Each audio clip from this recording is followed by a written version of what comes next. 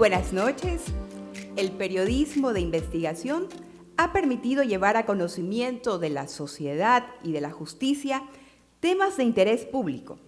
Su trabajo es y será fundamental para impedir que reine la impunidad. Y es que la corrupción no puede llegar a ser una costumbre. Debe ser una consigna tanto de los periodistas como de la sociedad civil terminar con ella.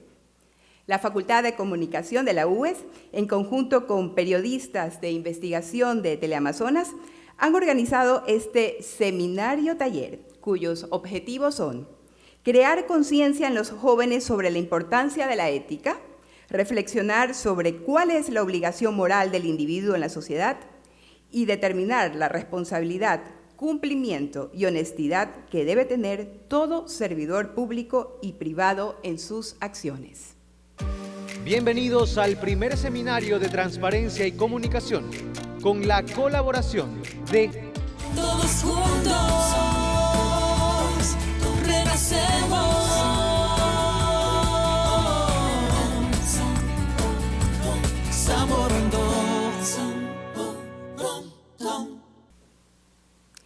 A continuación, el decano de la Facultad de Comunicación, Máster Javier Castillo, nos dará las palabras de bienvenida.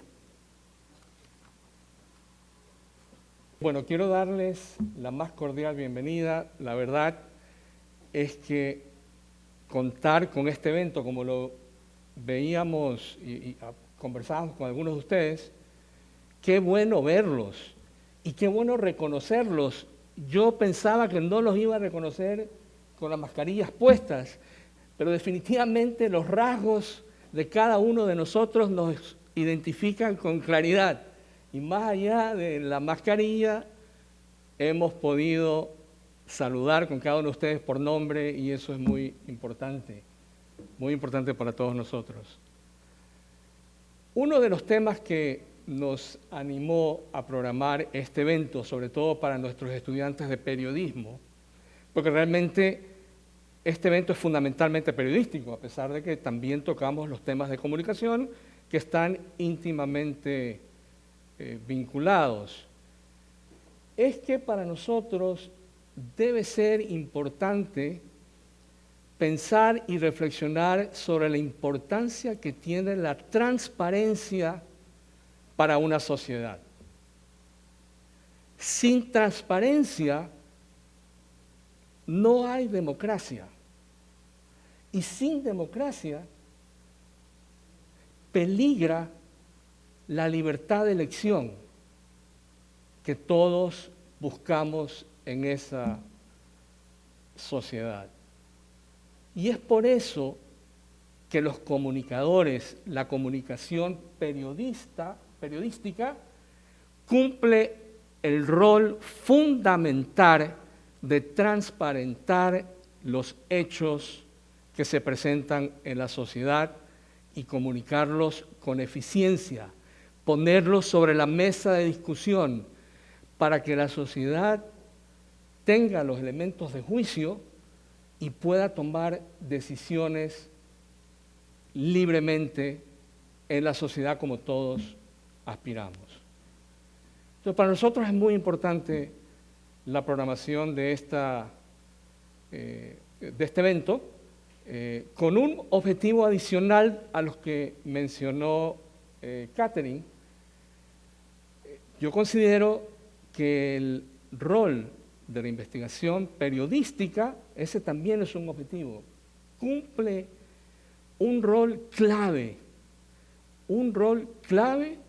en hacernos conocer realmente los males que acechan a la sociedad. Así que quiero agradecer al grupo de docentes que planificaron este evento, especialmente por el lado de la facultad, Catherine y Silvia. Mi agradecimiento muy especial a la periodista Dayana Monroy, periodista destacada de Teleamazonas, quien ha puesto sobre la mesa de discusión en la sociedad estos males de los cuales hemos comentado brevemente y que seguramente los va a profundizar. Mi agradecimiento también al CEPA por este montaje de la Facultad de Comunicación. Así que, bienvenidos, estoy seguro que van a disfrutar de este evento. Muchas gracias.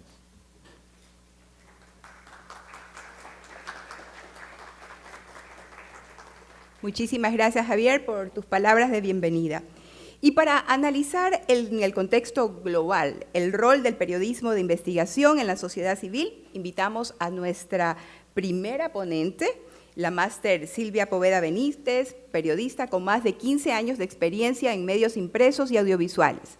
Magíster en Escrituras Creativas por la Universidad Nacional de Colombia, escritora y guionista, es también docente de la Facultad de Comunicación de la UES desde el 2014. Bienvenida, Silvia.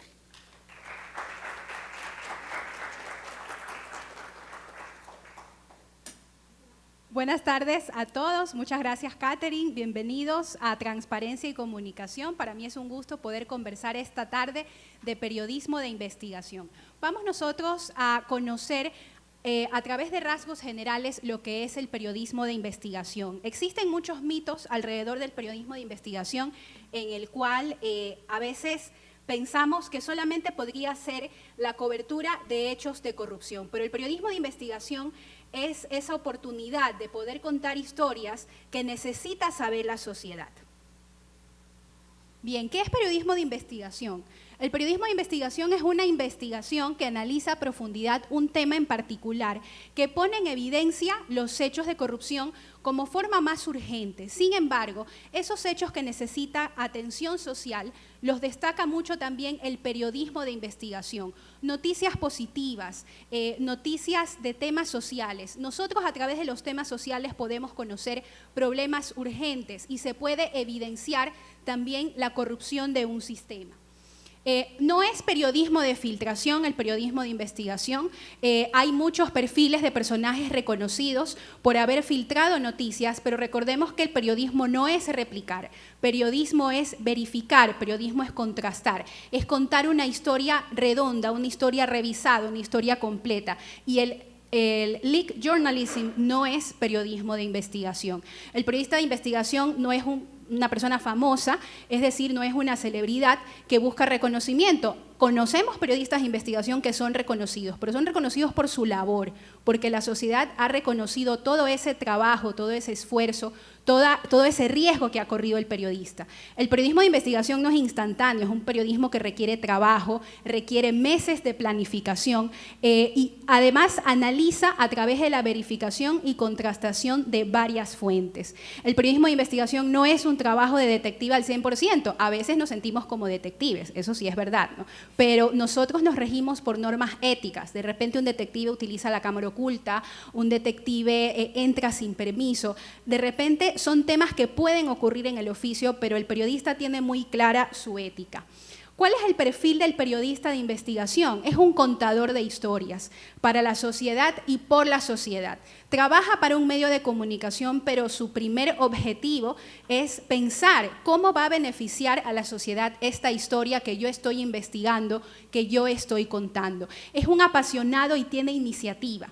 Con sus energías enfrenta el tiempo, enfrenta la impaciencia de los editores, enfrenta al poder, el enojo del poder y la indiferencia social. Y es la historia, cómo cuenta la historia que hace que el público le preste atención a ese problema social. El periodista de investigación es organizado, trabaja semanas o meses en una investigación a la par que en la cobertura diaria. Y este es el gran trabajo de los periodistas de investigación porque creo yo que es el periodismo más legítimo que existe debido a que es un proyecto a veces personal del periodista. Muchos medios apoyan el periodismo de investigación, pero el periodismo de investigación sobre todo es una fuente que ayuda a los periodistas además a desarrollar proyectos adicionales. El periodista de investigación es creativo Puede utilizar estrategias retóricas para contar la historia y analizar datos para que la información sea atractiva y entendible para el gran público. Se encarga de recrear a través de metáforas, de figuras de recreación que le dan un sentido estético a ese trabajo. Hay diferentes plataformas del periodismo de investigación. Sabemos que el periodismo de investigación de la prensa diaria tiene un gran énfasis en los datos, en la investigación, pero también conocemos al periodismo de largo aliento, al periodismo documental, que necesita un tratamiento estético y que puede tener un mayor impacto en la sociedad. El periodista de investigación definitivamente tiene espíritu de equipo y es algo que valoramos mucho nosotros en la Facultad de Comunicación con las materias transdisciplinarias que tenemos. Ese espíritu de equipo nos ayuda a tener una buena relación con las otras personas del equipo de investigación que desarrollan esta historia. El periodismo de investigación está muy emparentado con el análisis mercadológico, está muy emparentado con el diseño gráfico, requiere un trabajo de comunicación y de persuasión para poder llegar al entrevistado. Muchas veces necesitamos obtener declaraciones de hechos que han sido muy difíciles para nuestros entrevistados y tenemos que saber llegar con muchísimo respeto. Vamos a ver un video de los trabajos que han realizado los estudiantes de la materia periodismo de investigación.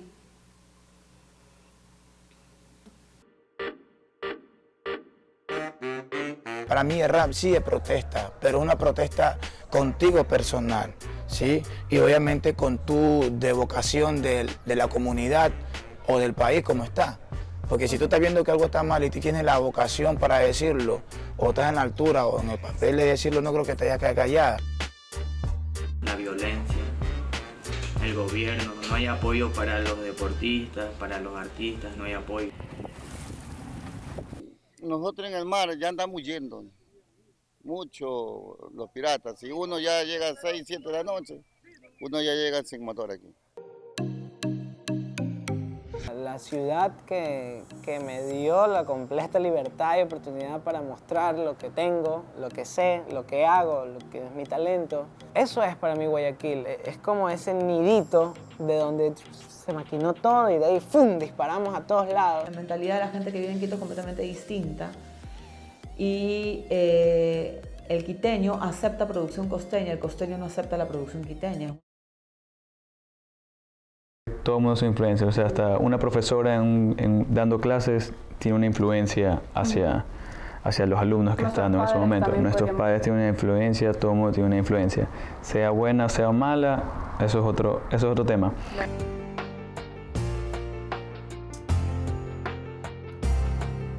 Cada tabla que yo hago para mí es única.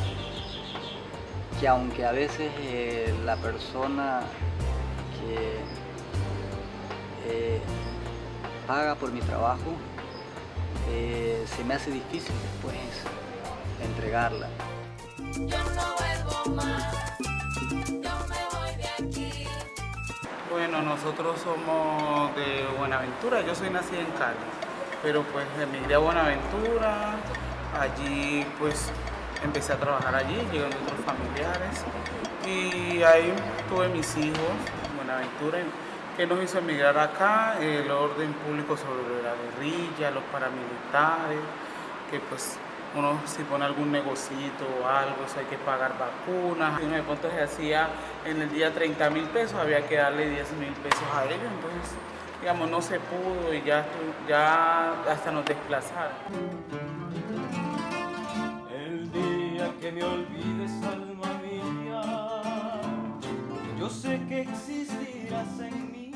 Los lagarteros llenaron una etapa en la que fueron muy estimados por la sociedad guayaquileña, porque eran los mensajeros del amor. Yo no soy lagartero, soy músico, un artista.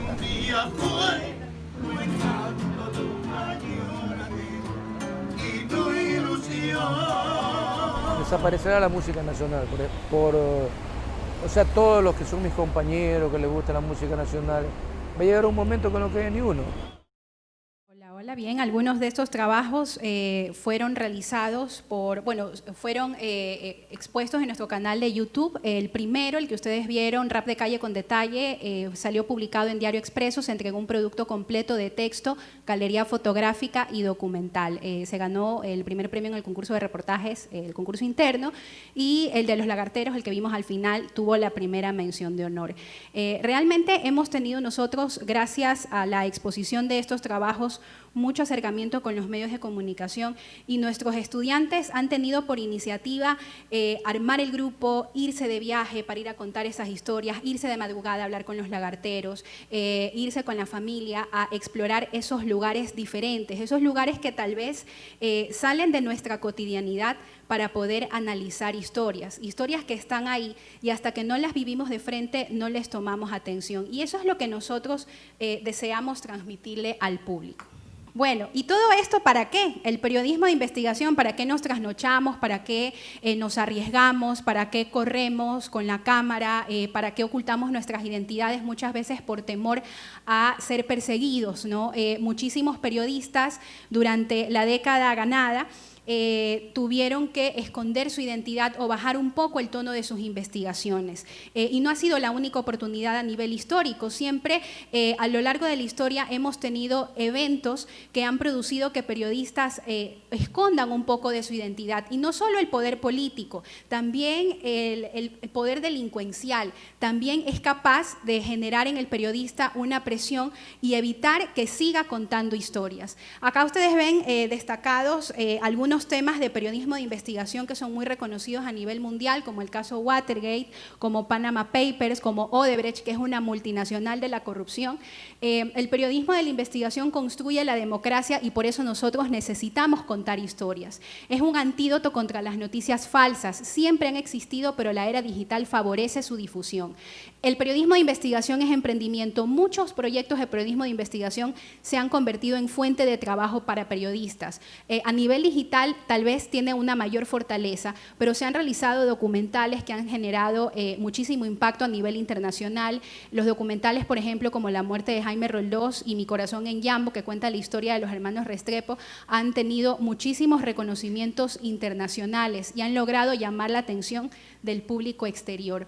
El periodismo de investigación también aumenta a los espectadores y es algo que deben de reconocer las empresas de medios de comunicación. Hay que reconocer que trabajamos para una empresa y la empresa tiene que sostenerse y seguir adelante. Es un llamado de atención para que las empresas inviertan en historias de investigación. Muchas obtienen las investigaciones de los trabajos que realiza el periodismo digital, pero esta es una época, en esta época de noticias falsas, en la que se ve tan vulnerada la credibilidad de los medios, que los medios tienen que abanderarse a ir por la investigación, como ese antídoto contra las noticias falsas. Y el seguimiento, ¿no? La cobertura diaria logra un impacto gracias al periodismo de investigación. Hemos visto cómo día a día el femicidio viene 1, 2, 3 casos, los accidentes de tránsito en carreteras vienen 1, 2, 3 casos diarios. Es importante narrarlos como breaking news, como noticia del momento. Sin embargo, el periodismo de investigación es capaz de darle mayor impacto. Acá tenemos las historias nuestras, que realmente queda corto el espacio y son muchísimas más, pero son historias que nos llevan a reflexionar que es gracias al periodismo de investigación que se ha generado un cambio en el sistema, que las personas, que una sociedad ha podido abrir los ojos ante problemas que han sucedido.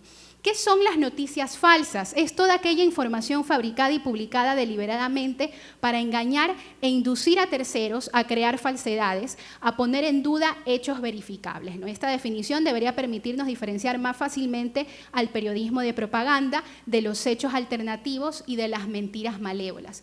¿Cómo nosotros podemos reconocer noticias falsas? Nosotros, como periodistas y los medios de comunicación, tienen el compromiso de desmentir las noticias falsas. Cuando yo veo una noticia que hace una parodia, que incita a una provocación, que está tal vez buscando realizar propaganda, favorecer alguna influencia política, eso es fake news, eso es noticias falsas. ¿Qué recomendaciones podemos hacer ante esto? Analizar la sección acerca de, ¿sí? Conocemos las historias de muchas personas que dejaron sus empleos para dedicarse a crear noticias falsas. Conocemos que también es el sistema de muchos gobiernos a nivel internacional para desestabilizar a otros. Entonces, sabemos que tenemos que desconfiar de las URL similares, además, a sitios conocidos, siempre revisar el acerca de, contrastar la información con una fuente local y realizar una búsqueda inversa de imágenes, no simplemente guardando la imagen y arrastrándola al buscador de Google, puedo encontrar imágenes similares. Hay que entender que los medios digitales son los que han tomado la gran importancia del periodismo de investigación y ha ocurrido algo muy bueno con los medios digitales. Ya no se ve tanto la competencia de los medios tradicionales, sino que volvemos al caso Watergate. Lo publica un medio y entonces los otros medios toman atención y replican esa misma historia. Muchos periodistas de los medios tradicionales buscaron emprender con periodistas de la nueva generación y entonces tenemos nosotros un gran abanico de sitios de periodismo digital a partir del cual podemos encontrar muchas historias de investigación. Personalmente me gusta muchísimo el proyecto de Ecuador Chequea, que es un proyecto de fact-checking que se encarga de verificar el discurso oficial. Vamos a ver algunas de las historias de periodismo de investigación realizadas por nuestros exalumnos que ya trabajan en medios de comunicación y que nos cuenta un poco también la evolución de estas historias.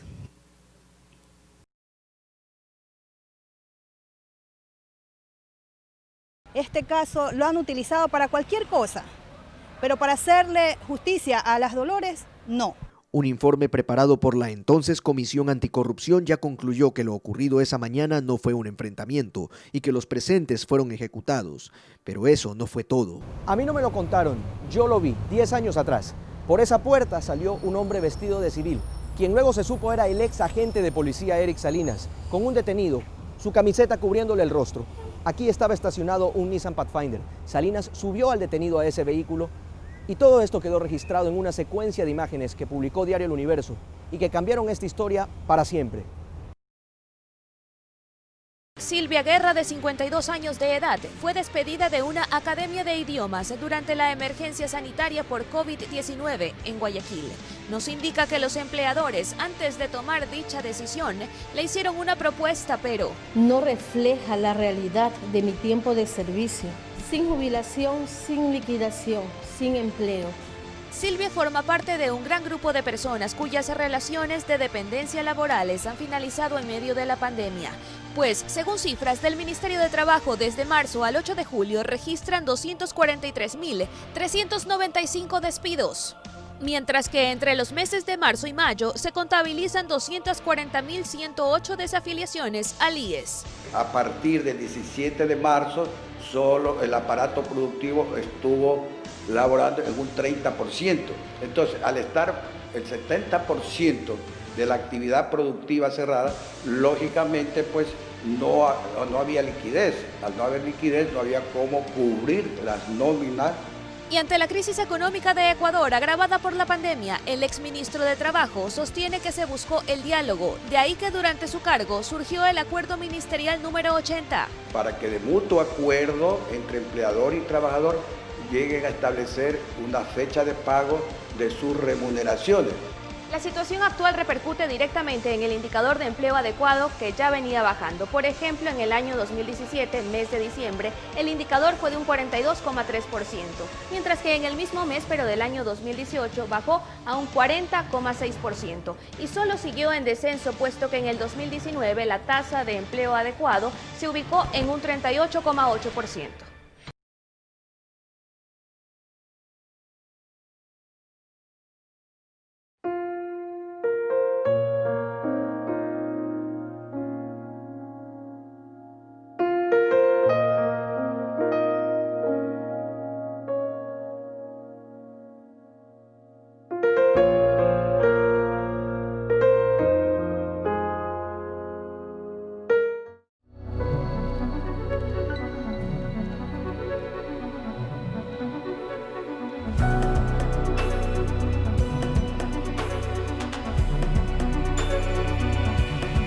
Fueron dolores, puro sueño, vómito y esos son los mismos de que son de embarazo y casi los mismos.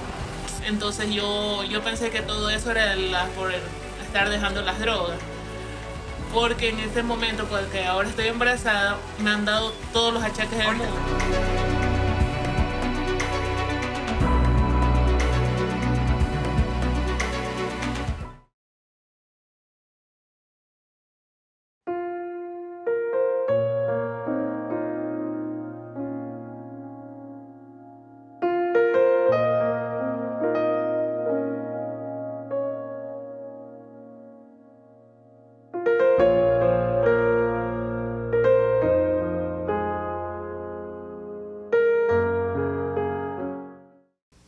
Bien, en estos reportajes que acabamos de ver, vemos cómo se ha verificado el discurso oficial y sobre todo se hace un recuento histórico de todo lo que es la información. Vemos que el problema del trabajo viene ya desde hace algunos años, ¿no? E inclusive el problema del feminicidio, cuando conversaba con Talie Ponce, pues que me habló de estos reportajes para poder compartirlos esta noche, me decía que es un tema al cual ella le da mucho seguimiento como periodista.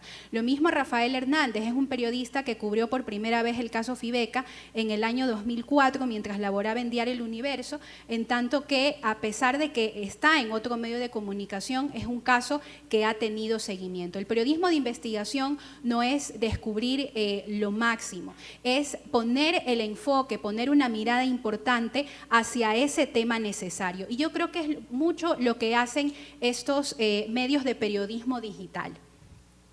En tal caso, pues les recomiendo visitar mucho los medios de periodismo digital, ya que la mayoría de ellos tiene protección, pues su información, sus servidores están en el exterior. Nosotros hemos tenido durante estos años visitas de periodistas como Daniela Aguilar, que la tuvo Catherine en sus clases, la editora de La Historia. Tuvimos a Ana Karina López, la coautora del libro El Séptimo Rafael. El año pasado tuvimos a María Belén Arroyo, la autora del libro Rehenes, que hablaba sobre el secuestro y la ejecución de los 3 periodistas de Diario El Comercio. Entonces, es importante conocer de estas experiencias y pensar hacia el periodismo digital. El periodismo digital es multimedia, conlleva varios formatos. Quería nada más dejarles esta frase que me gusta mucho, pues para mí es inevitable porque soy escritora también, y realmente es una frase que me motiva a pensar que tal vez buscamos una exigencia en esa labor de contar historias. Dice Kafka,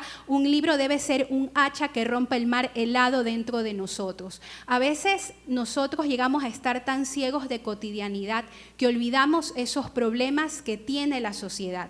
Y solamente uno dice, si tal vez no es suficiente el testimonio que estoy ofreciendo, necesito más datos, pero esta historia necesita ganar fuerza. Entonces, a través de esa historia periodística que yo voy a contar, que tiene un equilibrio en sus datos, en sus fuentes, voy a poder lograr impacto en la sociedad. No importa si es una historia de corrupción, no importa si es un problema social. El periodismo de investigación tiene el deber de quitarle la venda a esa sociedad para que busque la justicia. Muchísimas gracias. Muchísimas gracias, Silvia. Estamos seguros que con tu intervención, con tu ponencia, muchos de nuestros alumnos aquí presentes pues se dedicarán al periodismo investigativo y lo harán con mucho compromiso y con mucha convicción. Bienvenidos al primer seminario de transparencia y comunicación con la colaboración de Todos juntos renacemos.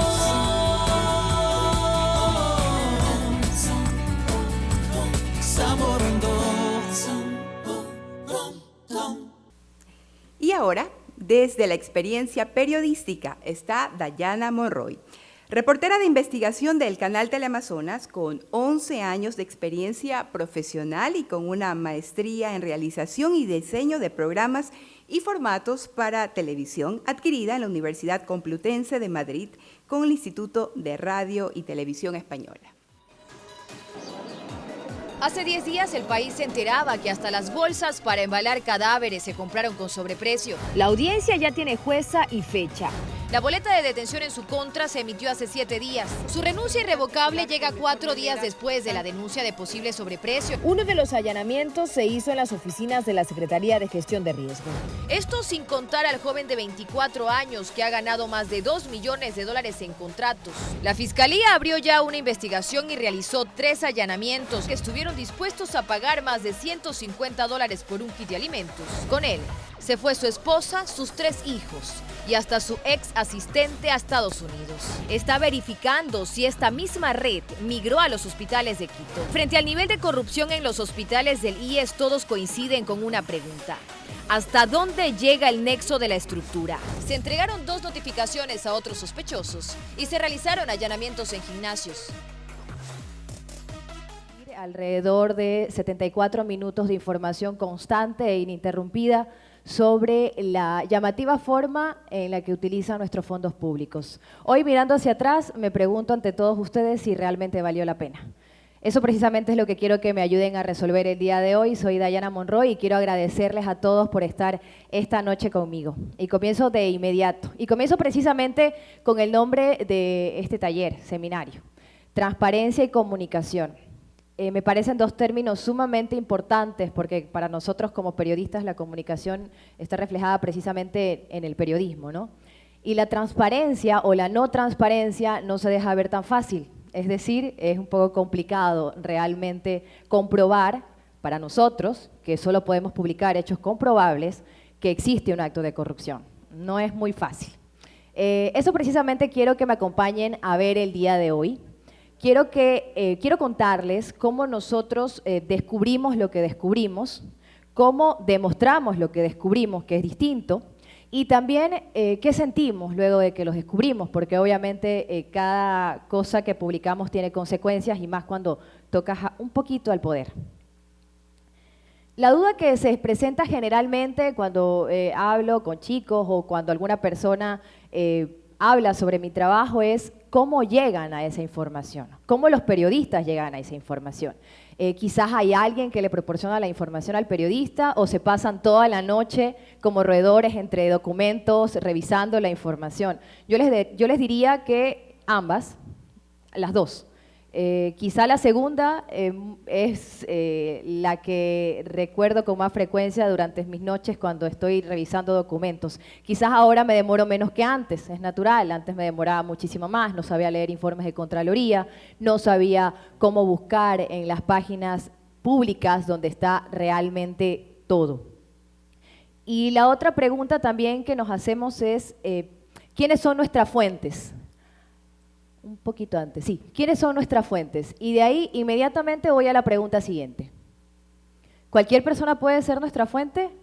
Sí, cualquier persona puede ser nuestra fuente. Lo que tenemos que hacer nosotros es receptar la información y comprobarla. Las personas pueden decir muchas cosas. Una fuente puede ser un exfuncionario, una fuente puede ser un guardia que escuchó información de más.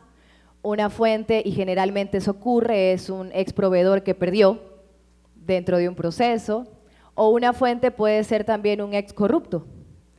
En cada uno de los parámetros de estas personas que pueden llegar a ser sus fuentes, hay información diversa que proporcionan, ¿no? El trabajo que tenemos nosotros es verificar si esta información es correcta o no, pero son ellos quienes te comienzan a dar pistas para saber dónde buscar, porque probablemente hay tanta información que no vamos a saber dónde buscar y dónde encontrar. Y por ejemplo, si es que quien proporciona la información es quizás un funcionario o un trabajador de bajo nivel que no entiende mucho de la información, pero sabe que es incorrecto lo que está pasando y quiere proporcionarla, bueno, el trabajo quizá tiene que ser mucho más extenso, ¿no? Nos está dando una pista por dónde comenzar. Y ahí es donde les digo, donde llega la primera pista.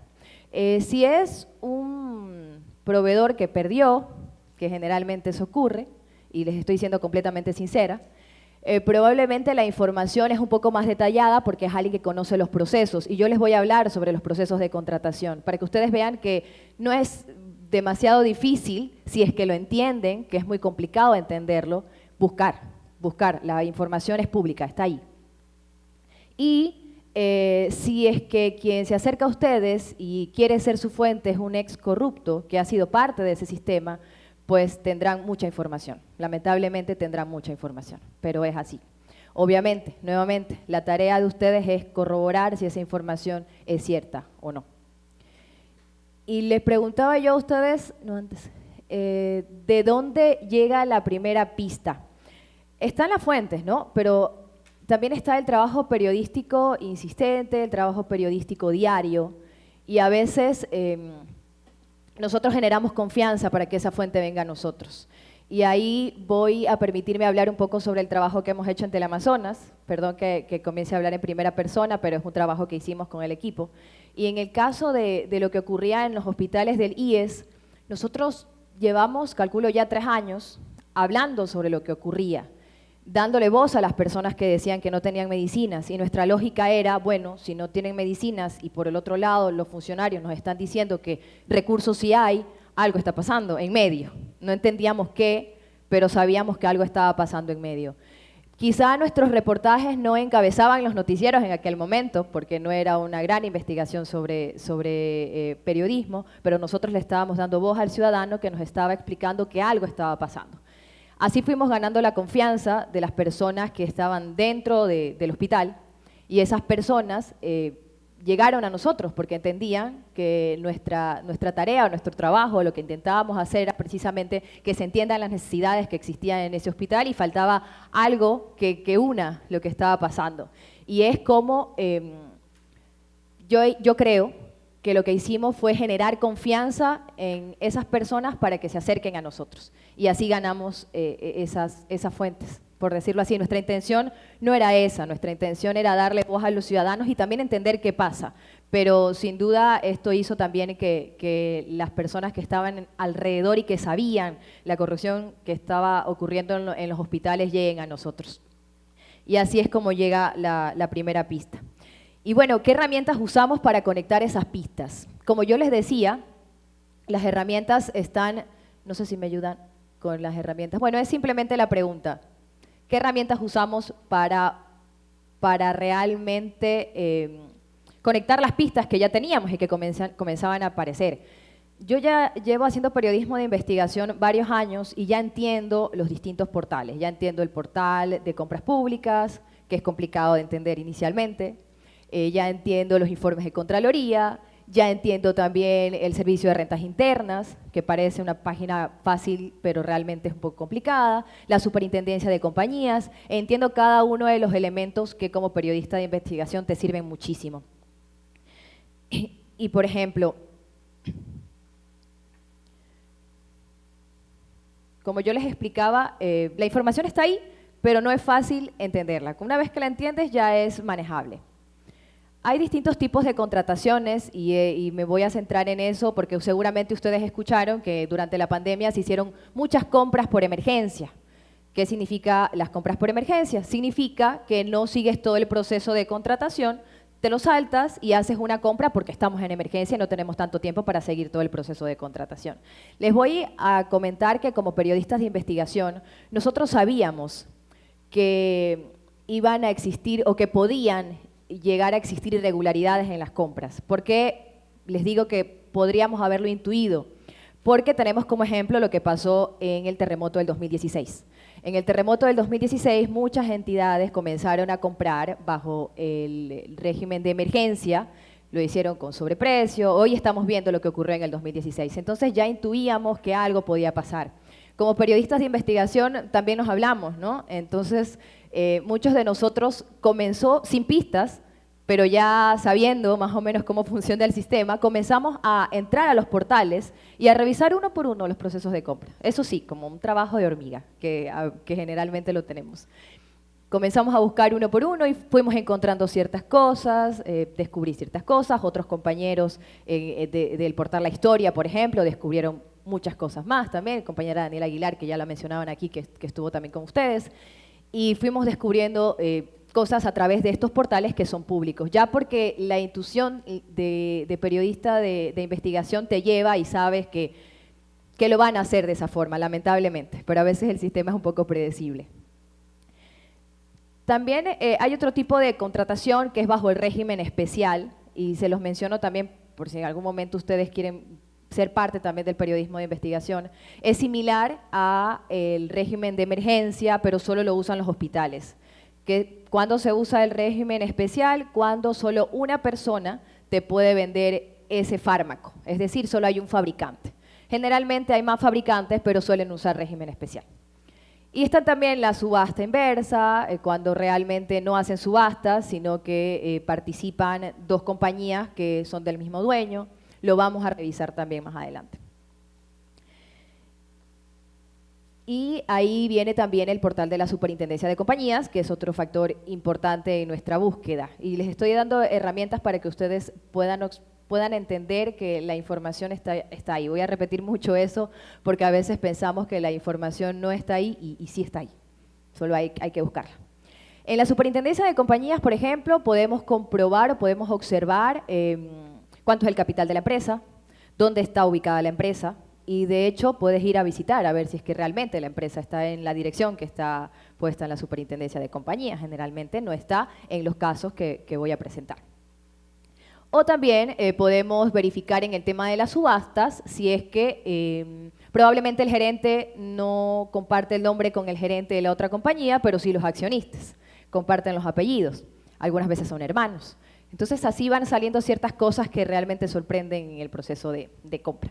Y en el servicio de rentas internas, que también es un portal bastante interesante, se puede ver, por ejemplo, cuánto pagó de impuesto a la renta una empresa, cuánto pagó una persona que asegura ser gerente de una gran empresa, que gana un gran contrato y resulta que nunca ha pagado impuestos, o la empresa nunca ha pagado impuestos. Para hacer generalmente estas compras, siempre se necesita que exista una experiencia de venta de alrededor de 2/3 del precio del contrato que vas a ganar.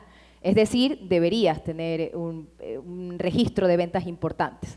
Generalmente, y en los casos que voy a mostrarles, no los tiene.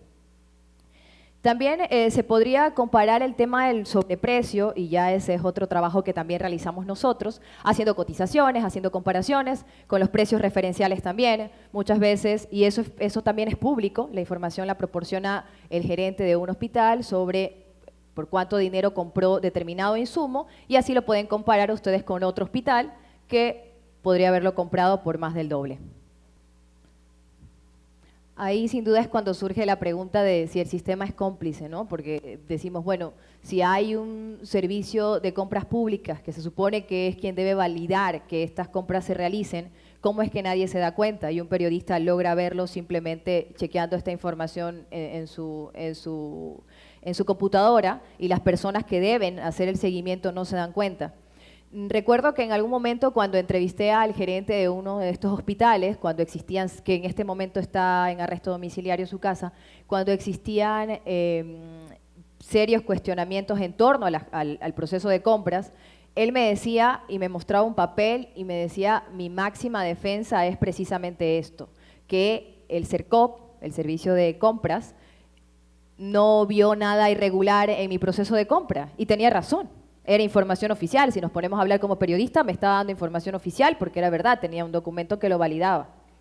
Entonces ahí también es cuando como periodistas comenzamos a desconfiar del sistema. Yo no sé si el sistema es cómplice y no me voy a atrever a responderles esa pregunta. Lo que sí me atrevo a decirles es que como periodistas debemos desconfiar incluso del sistema. Si es cómplice o no es cómplice, no lo sé. Pero nosotros tenemos que desconfiar de todo, ¿no?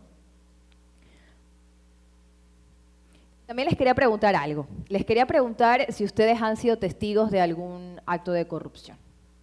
No sé si alguien se atreve a decirme si sí o si no. De distintos tipos. Puede haber sido de diferentes tipos. ¿Sí? Yo creo que a lo largo de nuestra vida todos hemos sido testigos de actos de corrupción. Y también quisiera preguntarles qué han hecho. Si se han atrevido a decir algo o no. No, ¿verdad? Quizá, esa era la pregunta para después. Quizá inicialmente me atrevería a decirles por qué deberían hablar, estas cosas se deben exponer, se deben comentar, pero la verdad es que yo, al igual que todos, sé que el decir ciertas cosas tienen consecuencias. Muchas personas tenemos el miedo de perder nuestro trabajo, tenemos el miedo de que puedan existir consecuencias personales. Entonces, si ustedes son testigos de actos de corrupción como periodista, le puedo decir que hay formas de denunciar de manera anónima, que es generalmente como nosotros acogemos las denuncias. Pero también para eso se necesita cierta valentía. Hay personas que sí se atreven a hacerlo mostrando su rostro. Hay personas que se atreven a hacerlo mostrándole el rostro al periodista, pero no ante la cámara. Pero hay personas también que se atreven a proporcionar información, y cuando a mí me preguntan si todos los ecuatorianos somos corruptos, mi respuesta tajante es no, porque yo no hubiera podido hacer ni la cuarta parte de la investigación que he hecho si no fuera por las personas que se atrevieron a hablar. Aunque no sea mirando ante cámara, se atrevieron a hablar conmigo, y eso la verdad demuestra que estamos cansados, ¿no? Quizás si dejáramos de tener tanto miedo, y eso también es algo que no sé si es que más adelante tengan como pregunta. Muchas personas también me preguntan si no me da miedo, si he recibido amenazas, y creo que nos han criado en una sociedad que generalmente tiene miedo. Miedo a perder el trabajo, miedo a que me cojan manía porque dije una información que no debí dar, miedo a que existan amenazas si soy periodista, a comenzar a autocensurarme. Y el mensaje que puedo dar también es que quizá estamos dimensionando el miedo, y el miedo nos lo hacen sentir precisamente para que un grupo minúsculo comience a hacer grandes actos de corrupción, pero si la mayoría comenzamos a hablar, porque la mayoría no somos corruptos, definitivamente esto va a comenzar a terminar, o al menos a no crecer tanto. Eso es lo que creo. También quería hablar, y quería usar parte de mi exposición para hablar sobre la justicia, sobre el sistema de justicia del país. Todos los actos de corrupción o todos los actos de injusticia sin duda se cierran cuando se siente que hay justicia, ¿no? Y en este momento muchos ecuatorianos están sintiendo que aún falta esa respuesta por parte del sistema de justicia. Y cuando a mí me preguntan si es que creo que se está haciendo justicia, como periodista les respondo que nuestro trabajo, lamentablemente o afortunadamente, no es esperar que el sistema de justicia tenga sentencia. Nuestro trabajo termina, y suena duro, pero nuestro trabajo termina con la publicación de nuestro trabajo periodístico, porque no somos ni jueces ni fiscales, aunque a veces se nos olvida. Realmente podemos emprender a hacer una investigación, pero nuestra investigación termina así. Obviamente existe cierto malestar cuando observamos algún tipo de injusticia, o cuando observamos que no se cierra el círculo y hay impunidad, y la impunidad crece, es natural, pero sin duda nuestro trabajo termina con la publicación de nuestro reportaje. Ahí termina nuestro trabajo. Y voy a responderme la pregunta con la que comencé, si valió la pena. Y yo les digo que definitivamente sí valió la pena. Y no estoy aquí hablando solo como Dayana Monroy, sino como el equipo de Teleamazonas, que ha trabajado en esto más de 3 años, y me refiero específicamente al trabajo para demostrar lo que descubrimos en el caso de los hospitales. Y cada una de las malas noches, cada una de la búsqueda de información, definitivamente valió la pena, pese a lo que estamos observando el día de hoy, que quizá no se termina de cerrar ese círculo y todavía existe impunidad y los casos se están investigando todavía. Valió la pena precisamente por cada una de las personas que se atrevieron a hablar con nosotros, que se atrevieron a contarnos sus historias, y que no tuvieron miedo de dar la cara en algunos casos, en otros casos no tuvieron miedo tampoco de proporcionar esa información, no tuvieron miedo de las consecuencias laborales que podrían tener, porque gran parte de las personas que fueron nuestras fuentes salieron del hospital y siguen en el hospital, quizás ya no en un cargo superior como tenían antes, porque obviamente fueron identificados, quizás en este momento están en un cargo muy por debajo del cargo en el que ocupaban antes, están ganando mucho menos de lo que ganaban antes, pero yo creo que ellos también piensan que valió la pena, porque por lo menos en este momento, luego de la pandemia, estamos hablando de esto,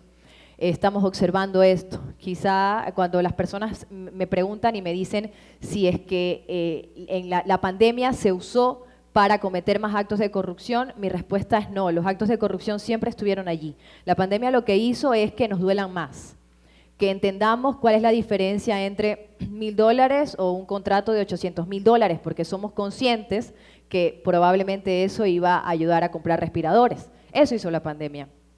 Entonces, lo que les puedo decir es que definitivamente ser periodista y ser periodista de investigación sí vale la pena, pese a que la justicia, me estoy hablando en la parte de uno de los poderes del Estado, sientas que no responde como tal.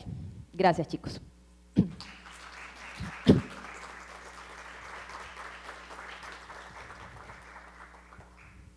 Bueno, y abrimos un espacio para preguntas. ¿Tienen alguna pregunta? Me imagino que muchos de nuestros alumnos o profesores. Bueno, yo sí tengo una pregunta, Dayana, hasta que se animen los alumnos. Siempre la primera pregunta es la más difícil. Hablaste de no tener miedo. ¿Es real ese no tener miedo o cómo haces para no tener miedo? No, no es real. O sea, sí, obviamente que trabajamos con miedo, pero no lo dimensionamos. Hablo a título personal y creo que por el equipo también. Comenzamos o no entendemos nuestro trabajo autocensurándolo. Y creo que eso también es importante, ¿no? Obviamente que, y voy a hablar, esta va a ser una respuesta muy, muy personal. Inicialmente yo no tenía miedo, pero cero miedo, hasta que los comentarios sobre cuidado, te están amenazando, comenzaron a crecer. De la gente. Sí, del entorno, de personas que te ven en la calle, de personas que forman parte de tu equipo de trabajo. Entonces me detuve y dije, bueno, quizás sí debo tener miedo. Pero después analicé la situación y dije, no, es que no se entiende el periodismo con autocensura, yo no lo entiendo así, no podría trabajar así. Entonces tomé la decisión de, bueno, sí, tengo miedo, se asume que se tiene miedo, y se sigue trabajando con miedo, no hay ningún problema. ¿Hay medidas de seguridad en torno a ese miedo? ¿Cómo se protege a un periodista actualmente? Lamentablemente no hay medidas de seguridad que vengan de instituciones o que vengan del gobierno, y eso es real. Medidas de seguridad que toman a título personal, quizás el no andar solo, pero bueno, muchas personas sí me dicen, ¿no? ¿Estás acompañada, tienes resguardo o algo? Nunca he tenido resguardo, jamás. Pese a que sí ha existido llamadas de solidaridad, pero el resguardo no ha existido, no ha estado ahí. Y no solo hablo por mí, hablo también por otros compañeros que forman parte del periodismo de investigación, quienes han recibido amenazas también. ¿Qué es lo que mueve a perdón, hasta que estén las preguntas, yo sigo preguntando, ¿y hay una? Ok, perfecto, ya, ahí guardo la mía. Te escucho. ¿Qué tal? Buenas noches con todos, muchas gracias. Bueno, mi nombre es Melissa Parodi. Quería un poco preguntar también acerca de las medidas de seguridad, pero bueno, ya lo preguntó. Me quedo con la segunda pregunta. ¿Cómo saber hasta dónde llegar como periodista cuando uno está denunciando un acto de corrupción, en este caso? De repente a usted le ha pasado que está en un caso y pasa que por miedo o por amenazas tiene que parar. O sea, ¿cuál sería el filtro o hasta dónde, qué es lo que a un periodista le puede hacer parar en continuar con estar denunciando? Con una investigación. Sí. Ajá. Bueno, también hay que tenerlo claro, ¿no? Nosotros no somos México tampoco. O sea, nosotros como periodistas, es verdad, hemos recibido amenazas, pero tampoco estamos, por suerte, en esos niveles, ¿no? Donde el periodismo está sumamente atacado. Tenemos amenazas en redes sociales, pero hasta allí no hemos pasado ese nivel aún, y espero que no lo pasemos. En alguna ocasión, cuando estuve en un conversatorio con Periodismo Sin Fronteras, ellos hacían algo que se me quedó bastante claro, ¿no? Y así pienso en algún momento si me toca medirlo. En este momento no me ha tocado tomar esa decisión porque no me he sentido aún en esa postura. Ellos tomaban la decisión y nos recomendaban como periodistas que tomemos la decisión a el impacto que va a tener tu noticia frente al riesgo que estás corriendo. Si probablemente el riesgo que estás corriendo es muy alto y el impacto, lo que estás revelando, realmente no es algo trascendental o que va a cambiar definitivamente la situación de una población, por ejemplo, pues probablemente tienes que tomar primero precauciones sobre tu vida, ¿no?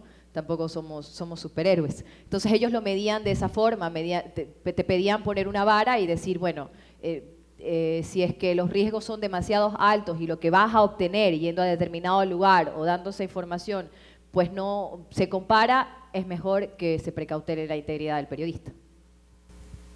Gracias. ¿Otra pregunta? ¿Sigo con la mía? Ah, no, ahí hay otra pregunta. Ya viene la mía.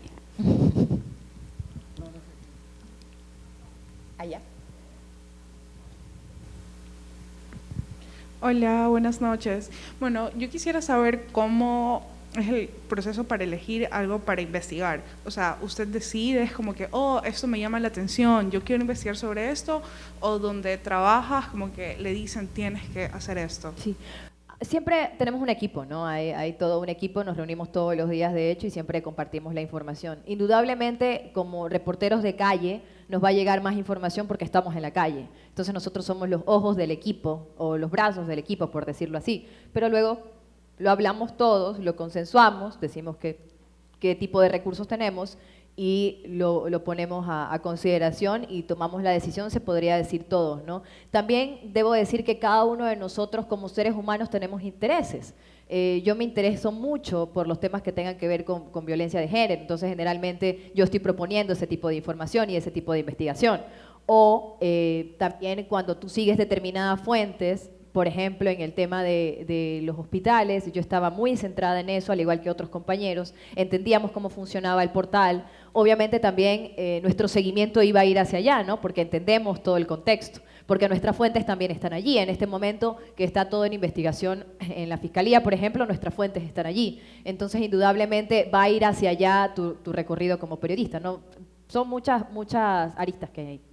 Hola, yo quería preguntar sobre el tema del equipo. ¿Qué tan importante podría ser el equipo? ¿Se podría hacer este trabajo de investigación solo? O sea, más que nada, ¿por qué el equipo es tan importante para poder desvelar todos estos casos? Bueno, por un lado, por la parte técnica, ¿no? Porque tienes también el acompañamiento técnico, pero por otro lado, por la parte emocional también. Cuando estás haciendo temas como estos, que te pueden tocar quizá fibras emocionales, sensibles, porque estamos hablando de amenazas o de algún acontecimiento como ese, obviamente el sentir que hay una persona al lado que probablemente está sintiendo lo mismo, eso ayuda mucho y eso te impulsa también a seguir. Esa dirección que existe en el lugar donde trabajo y esa guía que te ayuda a avanzar de forma firme, a dudar menos. Entonces eso sin duda es sumamente importante porque te sostiene en esos momentos que son complicados. Así que yo diría las dos cosas, en la parte técnica y la parte emocional. Muy buenas noches. Quisiera saber cuáles son los motivos que impulsan a un periodista de investigación a seguir con la noticia y que no se quede en el miedo o en la persuasión de que algo me puede pasar. Primero, amor y respeto a lo que haces, ¿no? Yo no podría dejar de publicar algo por miedo, cuando una persona ha confiado tanto en mí y me ha dado su historia, sentiría que estoy fallando a alguien, a la persona por la que trabajo, ¿no? Al ciudadano de a pie. Eso realmente me impulsa y siempre intento no tener miedo o siento que no tengo derecho a tener miedo cuando una persona que está poniendo mucho más en juego no lo tuvo. Entonces digo, bueno, ¿quién soy yo para realmente tener miedo en este momento? Eso, a mí realmente en los momentos en los que he estado así complicada, eso es lo que me impulsa realmente. Yo más bien quería ver cómo, si nos podías explicar brevemente, en este momento tú dijiste que se habían tomado 2 años en la investigación hasta que salga todo esto que explotó de los hospitales, sí, y que fue un tema de connotación nacional. Esos 2 años, ¿por qué no se llegaba a la pista y se demoró tanto? La persona que me antecedió a mí en la exposición, la maestra decía que hay investigaciones que duran años. De hecho, hay investigaciones que no avanzan, pero porque no hay cómo avanzar, o sea, necesitas algo que conecte. Y eso fue específicamente lo que nos faltó, nos pasaba en el tema de los hospitales, pero nosotros decidimos seguir. Nos faltaba una conexión entre el sobreprecio lo que estaba ocurriendo allí, porque ya descubrimos que había sobreprecio, y lo que ocurría también con la parte y el poder político, por decirlo así. Sabíamos que había grupos políticos, o creíamos saber que podrían haber grupos políticos allí, pero faltaba una conexión, hasta que una persona que, y lo voy a decir, era un ex proveedor, por eso yo les ponía muchos ejemplos sobre proveedores que pierden, o sobre funcionarios que fueron parte de la corrupción, porque a veces ellos son los que ayudan a llegar. Ustedes tienen que hacer el resto de trabajo, es el 99%, eso es simplemente una pista. Nos dijeron que existía una conexión entre una persona que fue jefe de compras y que firmaba los contratos millonarios y un grupo político. Y nosotros no lográbamos entender cómo pudo haber existido esa conexión. Hasta que comenzamos a buscar nombres de personas que fueron jefes de compras en esos años, y nos dijeron, entendíamos que podría venir la conexión quizá por la Asamblea Nacional, porque decíamos, bueno, grupos políticos, podría ser Asamblea Nacional. A través de fuentes también en la Asamblea Nacional y de los archivos de la Asamblea Nacional, preguntamos si esta persona había formado parte de la Asamblea como representante de este grupo político. Nos dijeron que no. Pero bueno, insistimos y dijimos, ¿seguro? Pero no, pero encontraron una fotografía de esta persona en un curul. O sea, su nombre no aparecía registrado, pero aparecía su foto en un curul en la asamblea. Entonces sí formó parte de la asamblea, pese a que habían borrado los registros donde estaba su nombre. Entonces esa fue nuestra conexión. Era el jefe de compras del Hospital Teodoro Maldonado Carbo, quien había firmado alrededor de 13 millones de dólares en un solo día en compras. Y a su vez era una persona que había formado parte de este movimiento político y que fotografías de aquellos años lo demostraban en el curul de la asamblea.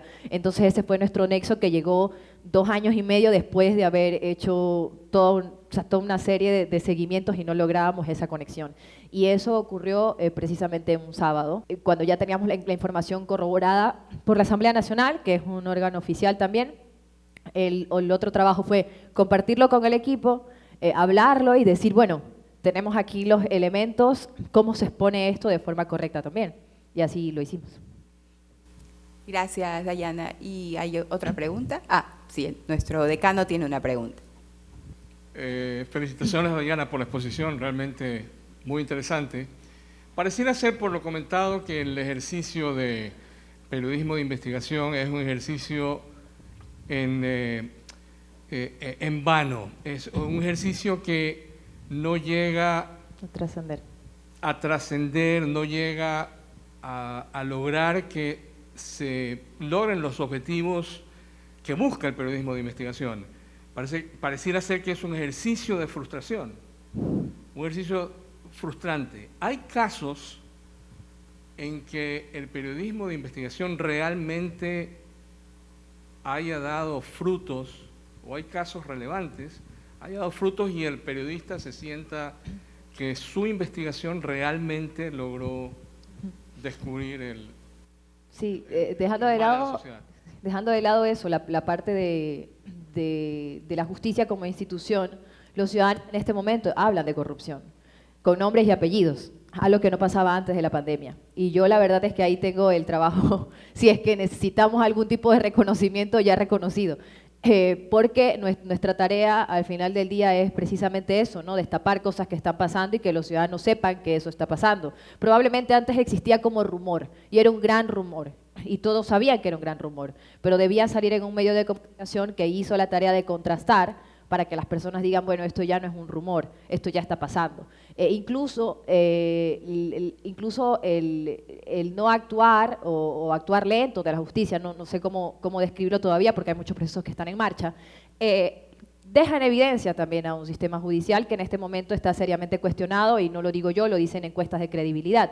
Entonces, al final, ese es nuestro trabajo, ¿no? Las personas en este momento están hablando de esto. En este momento hay un foro donde se está hablando de esto. Hay chicos que están escuchando esto, que son estudiantes de periodismo. Entonces, para mí, está ahí el trabajo, aunque obviamente que nos genera a nosotros a veces cierta decepción.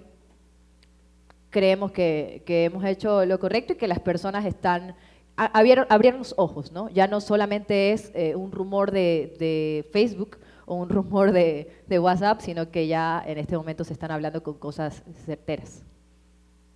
Listo. Bueno, mi pregunta era, en ese proceso de investigación, ¿qué motiva? De repente se abren puertas, pero por otro lado se cierran otras puertas en ese proceso de investigación. ¿Qué te motiva? ¿Qué motiva a un periodista a continuar? Amar la profesión, apasionarse con esta profesión, ¿no? De hecho, cuando estamos en el equipo siempre nos miramos y decimos, o sea, ¿qué se puede hacer si amamos esto? O sea, es como, aquí estamos todos los días, volvemos a hacer esto porque realmente nos gusta lo que hacemos, disfrutamos lo que hacemos y estamos haciendo algo en el servicio de alguien.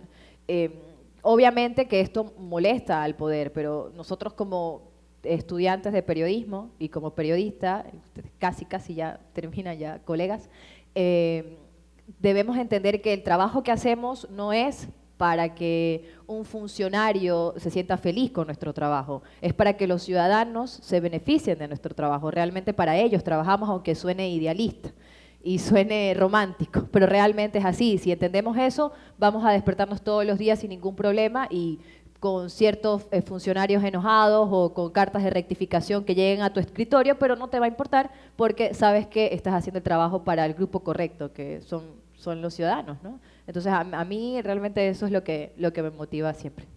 Listo, Dayana. Si no hay otra pregunta, cerramos este foro, Transparencia y Comunicación. Me quedo con tu cita, Dayana, valió la pena y pienso que siempre va a valer la pena hacer un buen periodismo. Y aquí están nuestros alumnos que así lo demostrarán en el futuro. Muchísimas gracias a todos por su presencia. Gracias, Dayana. Gracias, Silvia. Gracias. Y bueno, pues estaremos ahí, muy pendientes, apoyando siempre a esta carrera. Muchísimas gracias. Gracias a ustedes de verdad por venir y a ustedes por confiar en este tema. Transparencia y Comunicación, con la colaboración de Todos juntos.